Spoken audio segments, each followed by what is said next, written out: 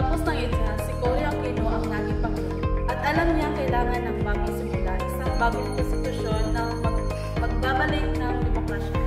Magtatanggol sa karapatan ng bawat mamamayan at titiyak na hindi na mauulit ang abuso ng kapangyarihan.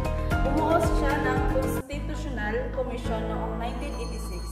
48 miyembro na pinamunuan ni Celia Muñoz Palma, isang kilalang hukom at tagapagtanggol ng batas. Layunin nila gumawa ng konstitusyon para sa tao ng tao at ang bayan. Ang 1987 Constitution ay binubuo ng 18 articles. Marami itong nilalaman pero ito ang ilang pinaka-importanteng bahagi. Una, Bill of Rights, Article 3. Dito nakasaad ang mga pangunahing karapatan tulad ng kalayaan na sa pananalita, pamamahayag, relihiyon, at proteksyon laban sa pang-abuso ng gobyerno.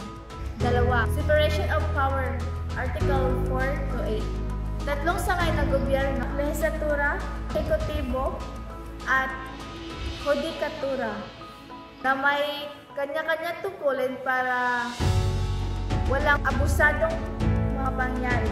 Sa pagtatapos ng episode na ito, sana ay mas maunawaan natin ang Constitution ay hindi lamang dokumento kundi pangako. Pangako ng isang bansang malaya,